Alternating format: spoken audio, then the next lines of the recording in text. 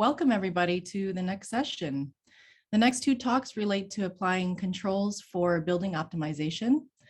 Eliot Crowe of Lawrence Berkeley National Lab will start us off on this topic. He is a program manager at the lab supporting technical research on energy management and information systems, measurement and verification, commissioning, and other related areas.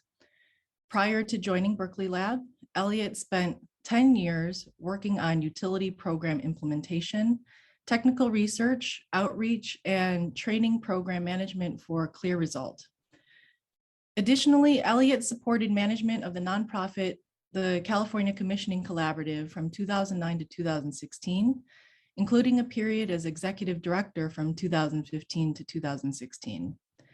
I think you'll enjoy his talk on ways to select and successfully implement data analytics for smart buildings, and we'll hand it over to him now. Thanks very much, Laura. I'm very happy to be here.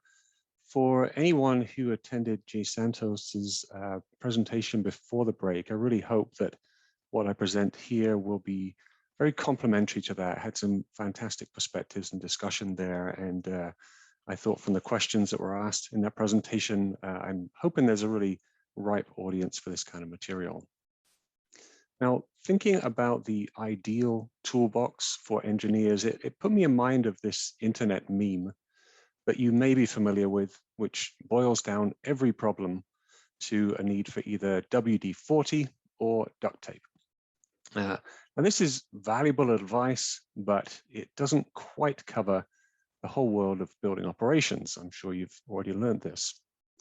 So WD-40 and duct tape is probably, as you found out, perfect for almost every problem. But what if you have a controls related problem? I'm here to tell you the solution there. With the addition of a Sharpie and some Post-it notes, you are pretty much set then for all the problems you could possibly find in building technician space.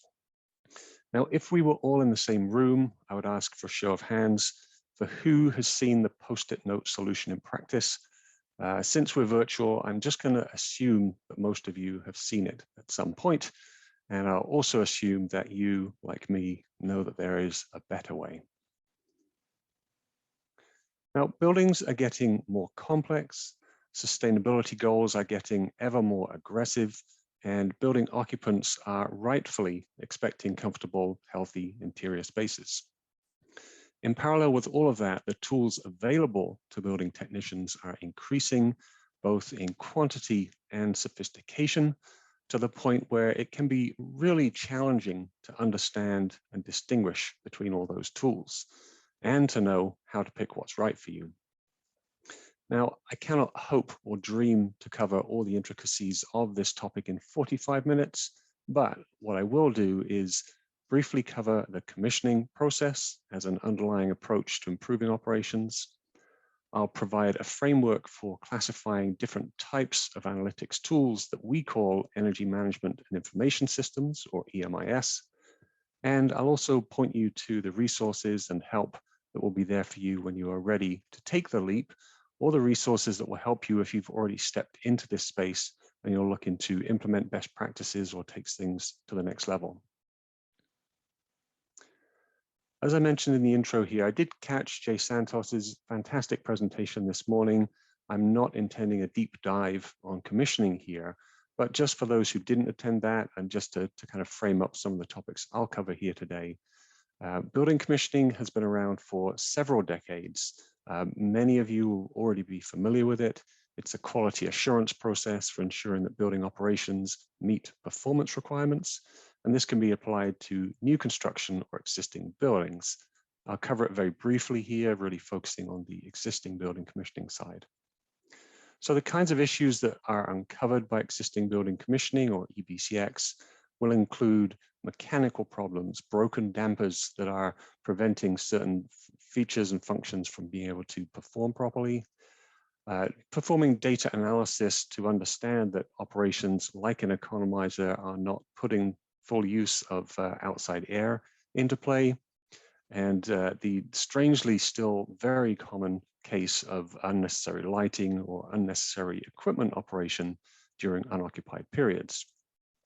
Now, over the decades, the EBCX process has been standardized into phases, and you will find plenty of helpful guidance and resources out there. I'm not here to give a deep dive on that, as I mentioned. Now, while EBCX has not yet reached business as usual status, there is a growing body of data on its benefits, and we did recently report out on that through the paper that you can see on the screen here. What we found, high level, and this was largely dominated by existing building commissioning projects performed with utility sponsorship. We found that the median for the data that we could get hold of for over 1,500 buildings was around about 6.4% whole building energy savings, and you might see a range of between 3 and 12. That range might increase if you're operating outside of a utility where the scopes and the budgets are a bit more limited. So I think these are pretty sizable numbers. I think time and time again, we've seen the significant benefits of these kind of operational improvements. We've also seen that they pay back in a fairly reasonable amount of time, 1 to 4 years, median around about 2 years, and the costs are relatively straightforward. So despite that, it's not yet business as usual. Jay Santos did kind of touch on this a little bit briefly this morning, the challenge that when you make the investment in EBCX, you don't necessarily know for your case what the outcome will be because you don't really know what's broken until you look for it. So it's proven, not yet business as usual. We heard earlier on today about the potential challenges with persistence of the fixes you put in place, and all these things have made it somewhat challenging to really see existing building commissioning go to the scale that we all know it should go. So let's move from there to monitoring-based commissioning. And we'll step through that process here. This is kind of an offshoot of existing building commissioning. It's where you add the analytics to the actual existing building commissioning process. And as you see in this graphic here on the left, it starts with data and lots of it. This data can come from building meters, sub-meters, the building automation system, or more recently, IoT devices are providing that kind of data also. And these are typically recording at intervals of 1 minute to 1 hour. A lot of data. Now, getting lots of data itself is not exactly easy, but then turning that into good usable data can be even harder. You may be integrating meters from different manufacturers. Your building automation systems may have evolved over the years with the support of different controls contractors. Some data points may be bogus, sensors may be broken or out of calibration. For example, what do you do with a data point that's tagged AX004D? It really needs some investigation to work out exactly what all these data points mean. So these data point tags typically need to be translated and mapped. The relationships between points need to be established, sensors need to be vetted, etc. And again, another call back to Jay Santos, just really emphasizing that you need to have a building that really is operating well up front to be able to do these things well. So this piece sounds daunting, but there are systems integrators and the analytics software providers can provide all kinds of support here, including provision of cloud-based storage for all of it if needed. Then you have data standards like Haystack and Brick that are becoming more common with newer control systems and newer configurations. But realistically, with the amount of legacy systems out there, you should prepare for some upfront effort on this piece and time, and just have faith that it will be worth it. Next up is the fun stuff, playing with all the shiny analytics software. There's a wide range of options available, and I'll be giving an overview of those options shortly. But basically, we're looking at analytical and charting capabilities that enable you to flag operational issues, support root cause diagnosis, and even help you prioritize areas for action. If we move from the virtual world now to the real world, someone has to actually look at the analytics results and do something about it. There's no real way of getting around that. Different organizations take different approaches to this piece. Some lead this in-house with a dedicated team that's tasked with reviewing the analytics results, diagnosing root cause, prioritizing, and then implementing the fix. Others will employ a third party to review and diagnose, and perhaps they provide the in-house team with a monthly report that just covers the highest priority faults to address. And others start with a high level of external support, and then they take more and more of it in-house over time. There's every flavor in between. You know, from our recent experience, we saw it was a roughly 50-50 split of organizations that manage this stuff almost all in-house versus employing third parties to support this piece. Now, the main point here is, and I'll emphasize this many times, you know, you absolutely have to define the process that will turn the analytics into action. And you have to account for any staff time or third-party costs that will be needed for that. You should also consider that while some fixes like equipment scheduling are very low cost or free, but your analytics efforts may uncover bigger issues like mechanical problems with economizers that will need some level of investment. The issues here are common to commissioning, low cost versus some of those mechanical fixes. That's why I've been really emphasizing that tie-in with EBCX. Another aspect of the commissioning process is to verify the fixes that you make. And you've made the step up from having fixed supplier temperatures to implementing a control reset, for example, that varies supplier temperature based on return air temperature. Did it work? Building control sequences are very complex, highly interactive, so you can use analytics to confirm that systems are performing as intended and also see the energy reductions over time. As I noted earlier, one of the long-standing concerns with EBCX is whether the fixes persist over time. Now, let's say you find a lighting scheduler override that's been wasting energy over the weekends. You can fix it, but who knows, maybe someone overrides it again 6 months later. And that's why it's recommended to perform EBCX every 3 to 5 years. But with monitoring-based commissioning, you have the ability to continually monitor the systems. This not only helps your fixes persist over time, it also allows you to grab the low-hanging fruit and then go deeper over time. So let's say your first wave of MBCX results in proper equipment schedules, economizers that work, efficient control retrofits, and comfort complaints are down. Oh, what's next?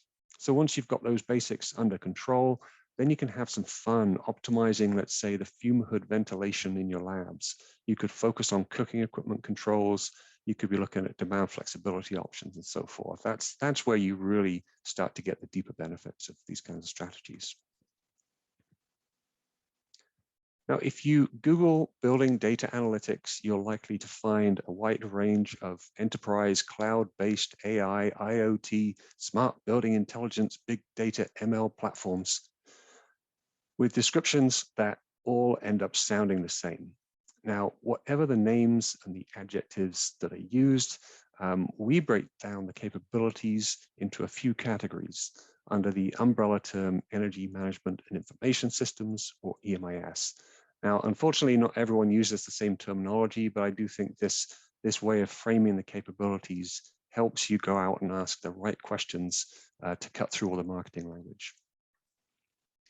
So on the left of this graphic here, you see the range of data inputs that can be used, though you don't need all of them in all cases. In some cases, you may need to install some hardware up front here. For example, many campuses operate on a single utility meter, but you may want to install building level meters and a communication gateway. Similarly, you may install on-site server to store all that data. Now, any given software tool can incorporate multiple capabilities. The capability I'm showing here is monthly data analytics. That's the first of those 4 that we classify. Pulling energy and cost data from monthly bills will help you with benchmarking, prioritizing efforts on the energy hog buildings, and it helps you track progress toward your long-term energy reduction goals.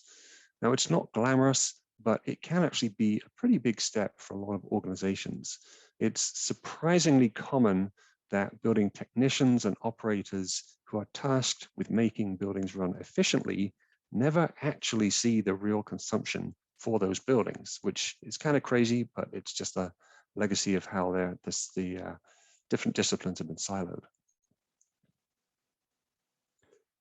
Energy Information Systems, or EIS, take that analysis to the next level. Now here, using interval meters, you can get consumption values at hourly or even finer resolution. And with monthly data, you can see how much energy you're consuming, but with an EIS and smart meters, you can see when you are using that energy. On the right here, we have a few examples. At the top, we have a heat map chart that can flag hotspots of energy use, which may occur at startup, evenings, weekends. They're really good for highlighting when consumption trends change, like the lighting schedule override that I mentioned earlier. In the middle on the right, there's an example of load shape analysis. How does energy use change between occupied and unoccupied periods, or between the seasons? Why would similar buildings have different profiles? Is there a problem with one of these buildings? These are some of the questions you can be looking into with these kind of tools. The bottom chart shows load profiles in a calendar format. And this can be really useful for showing that equipment schedules adjust properly once the semester is done, if you have different kind of control strategies you're trying to employ to save energy during the off-season. Now, aside from flagging trends and potential issues, an EIS can also be useful for ongoing monitoring of energy savings. Monthly data will show you savings if you're achieving, say, 10% or higher. But if you have an EIS with smart meter data, it can actually give you a more granular measure of savings, which may be more appropriate to a lot of operational measures. Now, one big caveat with EIS is that they can flag anomalies. They can also tell you about the timing of excessive energy use, but you still need to put in the extra effort to see if that's due to, say, a broken economizer or a control sequence problem. And that's what brings us to the next capability. Fault detection and diagnostics, or FDD, they provide more actionable information. Using data from your building automation systems and applying more sophisticated algorithms, they can point you to specific problems. Now, any building automation system will have a set of alarms, for instance, to tell you that supply air temperature is out of a specified range. An FDD tool goes further by analyzing multiple points in the system concurrently. For example, by analyzing outside air, return air, and supply air, you can highlight an economizer problem, even though none of those single points is out of a specified range. Now, FDD can also report on exactly when the fault conditions occurred, so you can understand if it's a startup problem, a weekend problem, etc. On the right here, you see some example FDD interfaces. I won't try and get into the weeds. They're a bit more complex than the energy charts. But the typical description of FDD makes it sound like it's going to be a hit list of fault flags, telling you what rule was broken, when. They may also help you with prioritization by estimating the magnitude of energy impact or comfort impacts. But beyond that kind of pick list of discrete faults, you also have some excellent visualization tools to help you really drill down on the root cause. For example, an FDD tool might tell you a specific sensor is giving a continuous flat reading, and you can go directly to that component. In other cases, it may observe unusual mixed air temperature without knowing if that's down to a funky sensor or a damper problem. And you can actually use the FDD charting capabilities to dig deeper before you head out to the air handler. And we've heard a lot of engineers saying they really like the ability of that kind of deeper analysis that they never had with their building automation systems. Finally, automated system optimization tools, or ASO. These tools have two-way communication with the building automation system. They can continuously adjust HVAC control parameters to optimize performance. Now, in some cases, optimum might mean the lowest energy consumption, and in others, it may be driven by minimizing peak time costs. So whatever you're looking to minimize, you can design your control strategies around that. Now, ASO tools are not so common as EIS and FDD, but they have been around a long time and may become more common as dynamic grid flexibility becomes more important over the next decade. Now, looking at the whole picture here, last time we looked, there were over 100 EIS tools and about 30 to 40 FDD tools commercially available. And as I mentioned, they don't necessarily use the same terminology to describe their capabilities that I'm using here. Now, I will not pretend that tool selection is easy, it's far from it, but I'd say in most cases you can cut through all the marketing language by asking just a few questions about the data that's being used and the outputs, and a little bit about what happens between those 2 points. We've collected a lot of data on EMIS costs and benefits.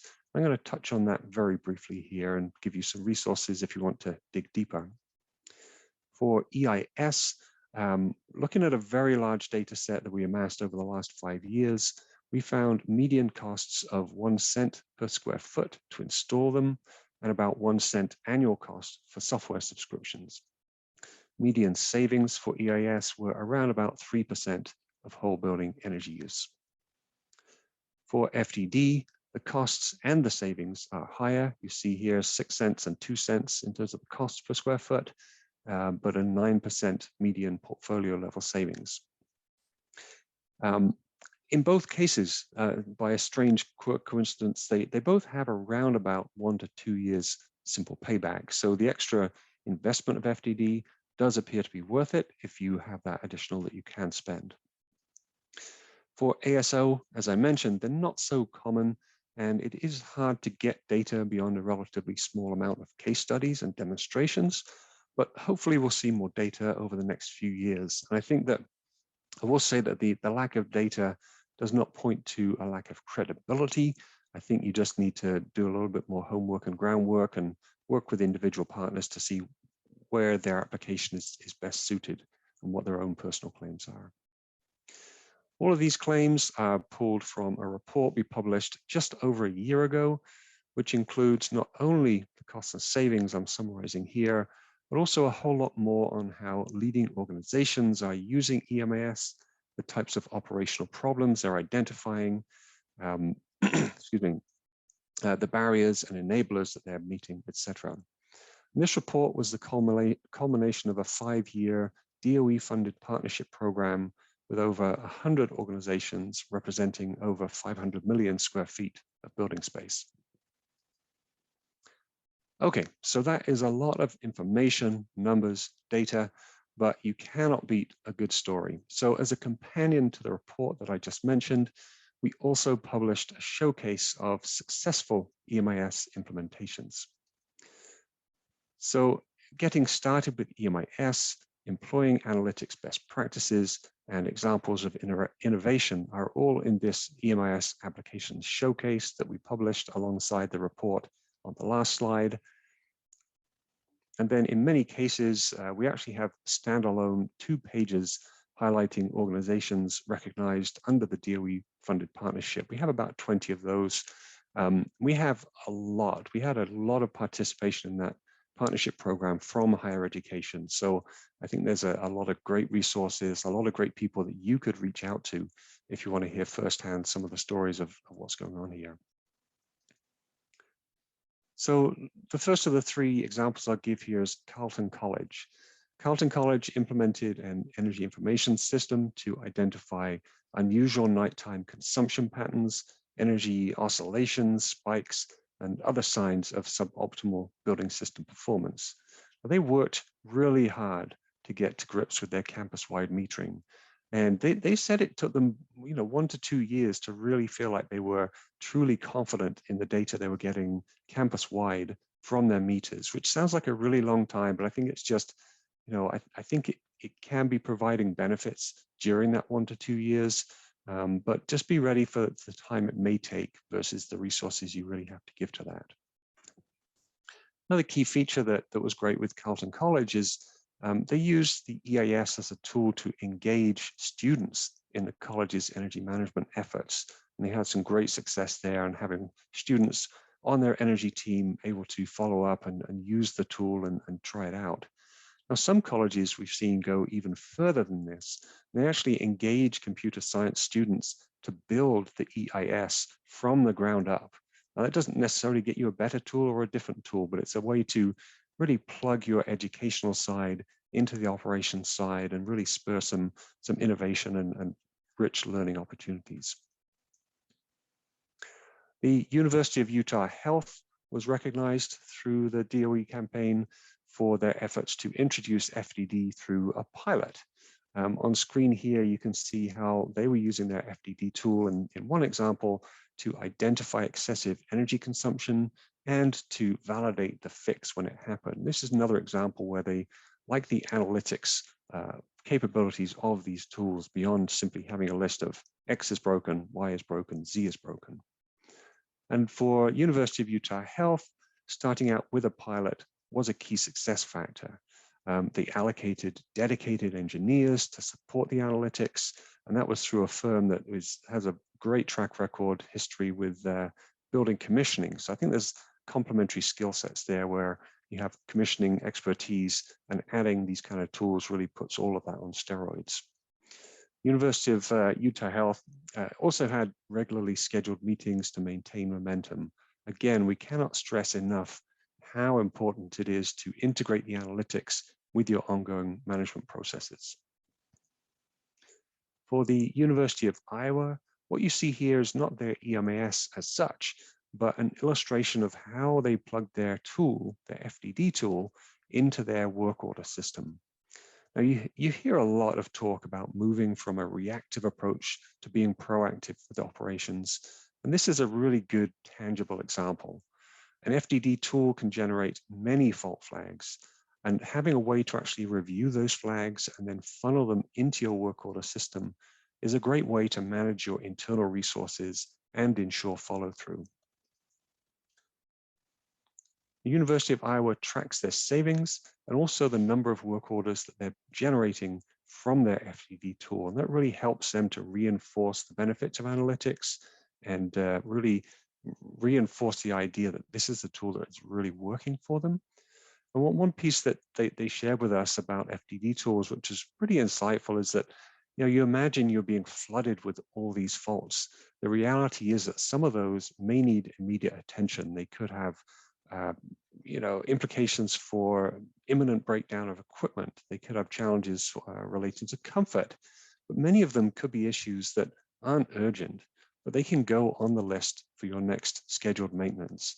And so I think it's really good to use the FDD tool and your work order management tool with a triage step to make sure you're really putting your resources in the right place at the right time to optimize your buildings.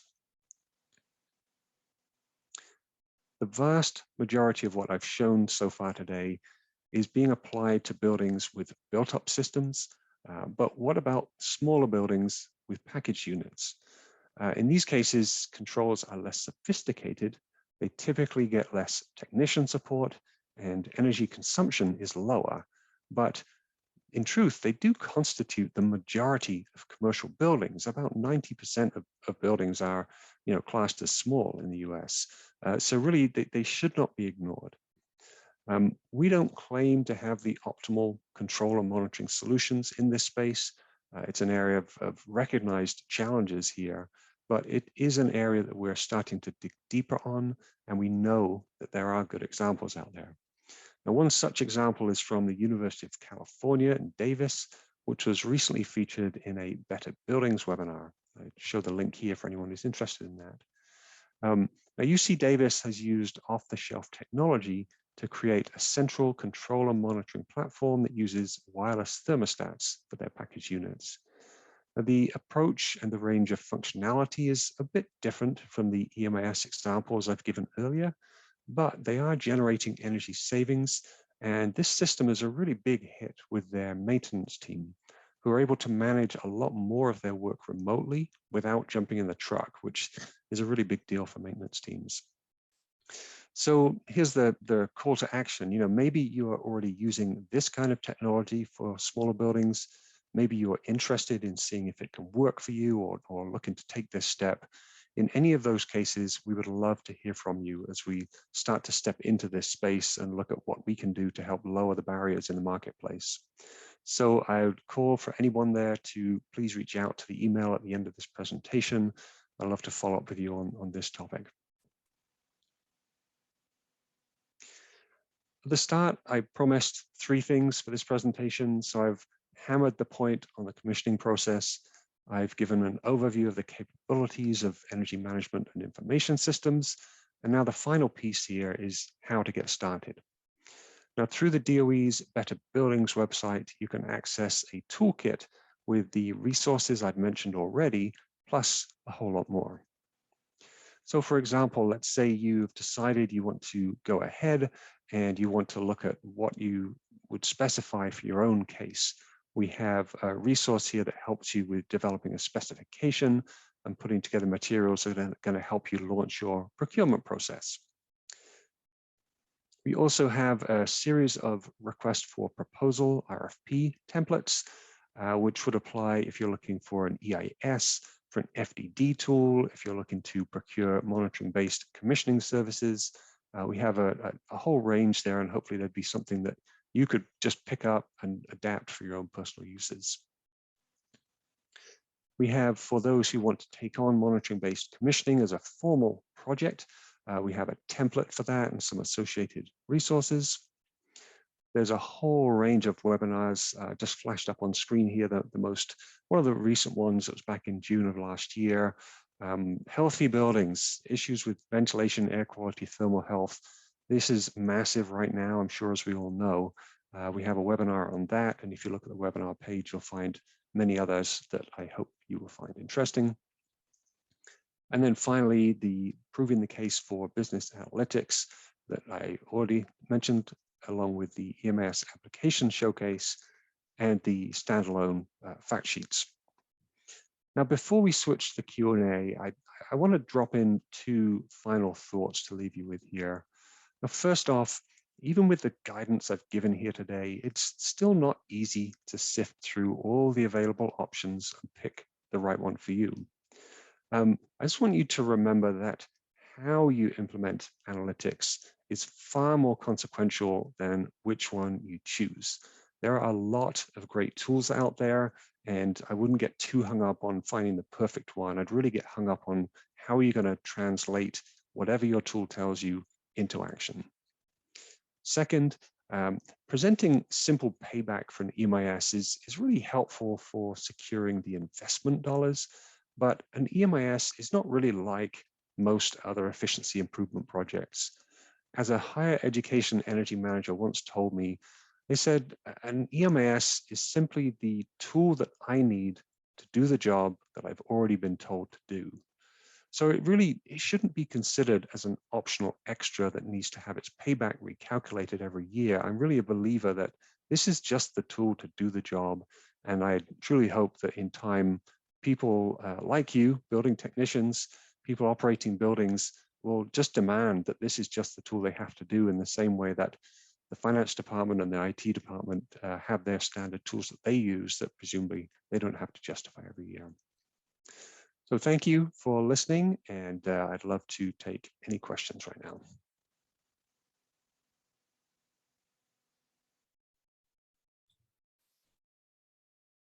Thank you so much, Eliot.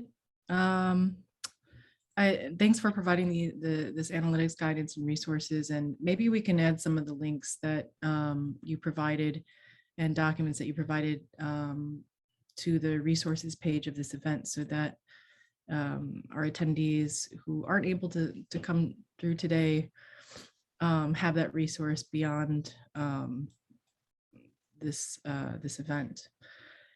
I want to note Janie Page, who's very integral to working with BEST from the LBNL side in years past, has said that to reinforce the idea of students being involved with energy use data, she mentioned that previous BEST Institute efforts had exercises that used building data from Berkeley Lab that were useful to instructors and that could set the stage for use in classrooms.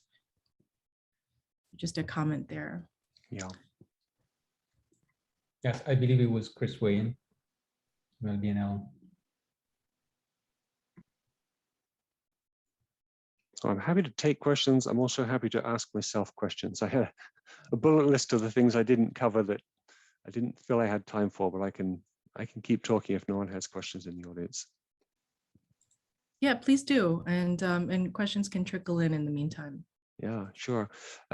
So the first was really about, is there a central resource that lists all of these kinds of tools? And when we were managing the Smart Energy Analytics campaign, we did try to maintain a list that was as up to date as possible. It was not any kind of endorsement or certification.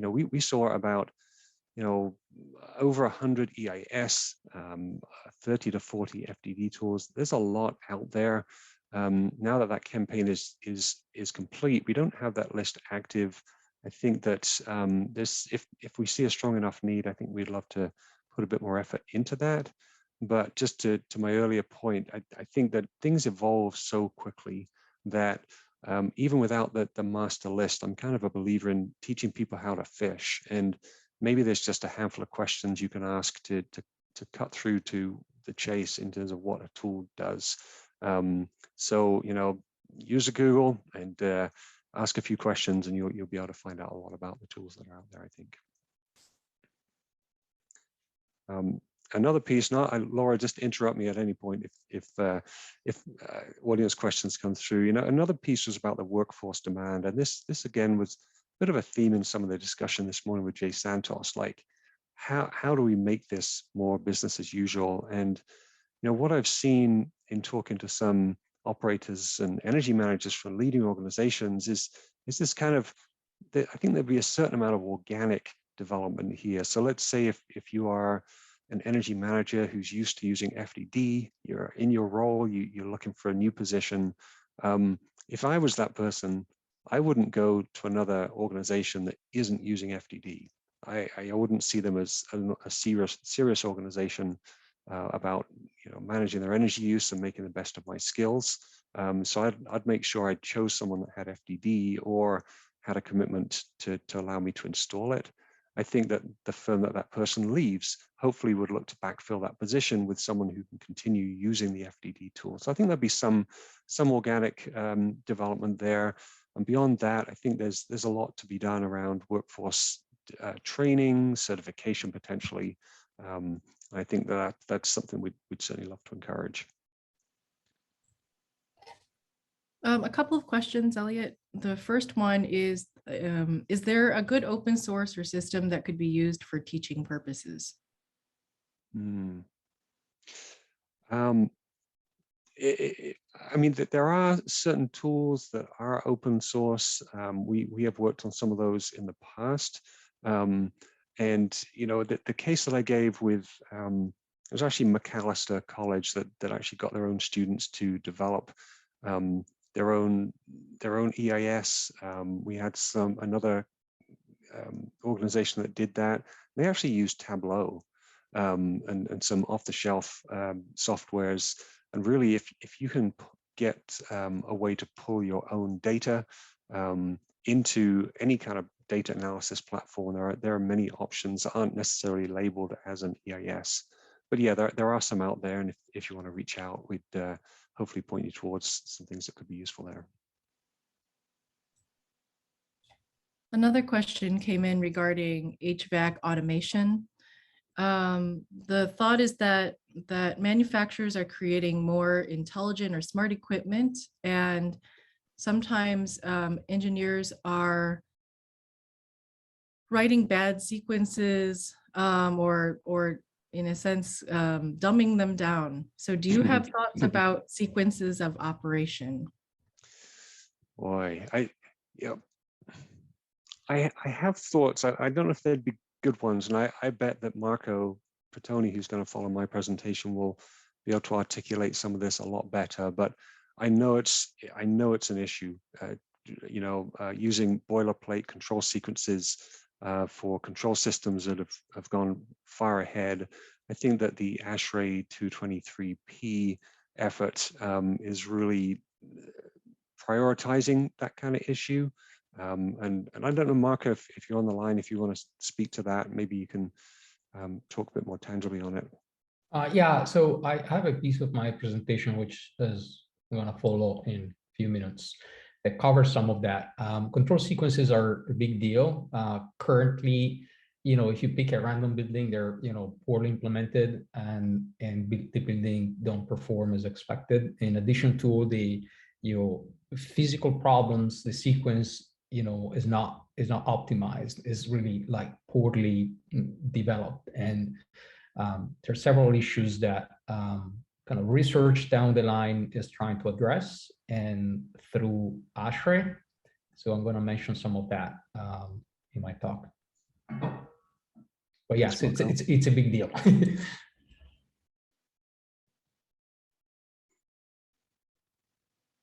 Thanks. Laura, any other questions come in that you've seen there? No, I haven't received any other questions. Okay. Well, I'll just keep rambling on. I'm happy to do that. Yeah, I was also going to point out, that there's sometimes a bit of a disconnect when we talk about monitoring-based commissioning, and have, you can look up and find some specifications on what that is, how it's defined, and so forth. But then you find other situations where something is called monitoring-based commissioning that really doesn't follow that standard practice. And I take a pretty broad view on this, that really, any effort to continuously improve operations with the use of support for analytics, I think, yeah, it's fine. Call that monitoring-based commissioning, and that I think that's totally reasonable. But the one thing I will maybe say about monitoring-based commissioning as a kind of defined project approach is that, yeah, sure, it's continuous, but how can it be a project with a start, middle, and end? It's a little bit of a tension there. But if you wanted to convince your internal management to implement monitoring-based commissioning, if you kind of call it a thing and define it as a project that has these phases, then what that enables you to do is actually secure the investment for that. And not only the investment in the analytics, but some upfront commitment to invest in fixing the things that you find that are wrong. So if you take it on as a discrete project, there really can be benefits. And then let's say that monitoring-based commissioning project has a 2 to 3 year lifetime. At the end of that, hopefully you've done enough to convince the management team that continuing to invest in the analytics to support that on an ongoing basis to maintain persistence is really going to be worth it. So whether you want to just take it piecemeal and just say, well, hey, can we just implement some analytics without calling it some grandiose monitoring-based commissioning project, whatever gets you on the first step of that ladder, I think is going to vary depending on the situation. So taking it either way is just fine. One question just came through chat, which is, how has AI changed the way we are doing data analytics for buildings? Well, the cynical part of me would say, well, it means that all the marketing collateral has had to be updated to change from machine learning to AI when it's the same thing. I don't know. I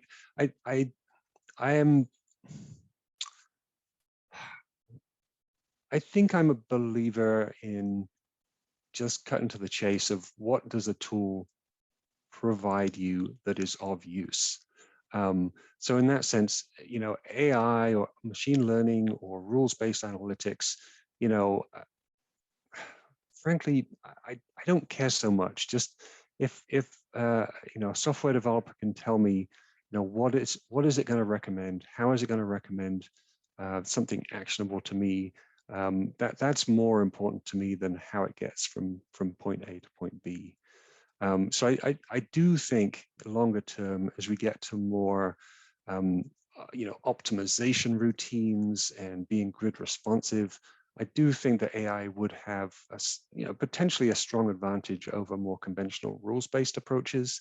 But if we're talking about identifying faults for FDD, using this for energy analysis, I think that AI personally is maybe just a slightly different way of doing the same thing. And I'll add the caveat there that I don't have a lot of hard experience, honestly, on using AI tools that employ that, but that's my impression from what I've seen in the FDD and energy analysis space so far. If I can add something for controls, so AI is believed to be the next big thing, but hasn't materialized yet. Some of the problems are about scalability of applications based on buildings that are very heterogeneous, and I'm going to talk about that in my presentation next. But yes, so I don't think there's much done so 0.0% of the buildings have AI. So that's true. My assessment. Although there's a lot of papers now that try to explore that. And it's to be seen if things are viable, we need to change the underlying hardware and software infrastructure before that happens. Thanks for chiming in, Marco, and thank you, Eliot. Did you have any other closing thoughts before we switch over? No, I think I covered it all. Thanks very much. I'll hand off to Marco now.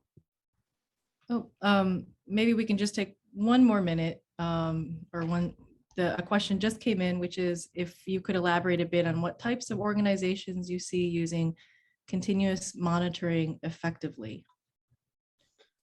Oh yeah, sure. Well, the report that I mentioned, that proving the business case, that was kind of the biggest view that we had on the market. That was over 500 million square feet of buildings.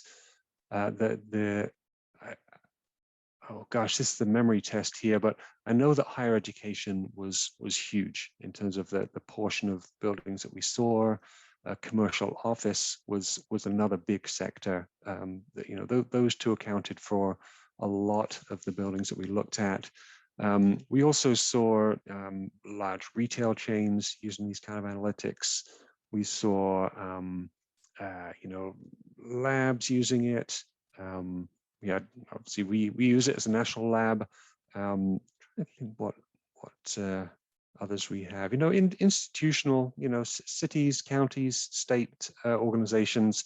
I think in many ways it was dominated by organizations that may have aggressive sustainability goals. I think in the public sphere they're looking to take leadership, so that has driven the adoption quite a lot.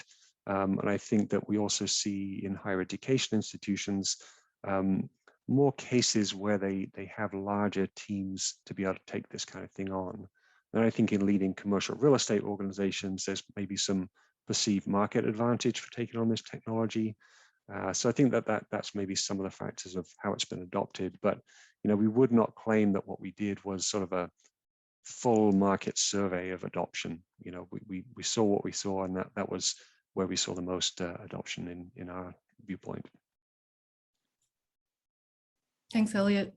I want to remind everyone that Eliot will stick around also through Marco's presentation. And so if you have any questions for him, you can put them in the Q&A box or in chat, and hopefully he can answer it that way. So thank you so much.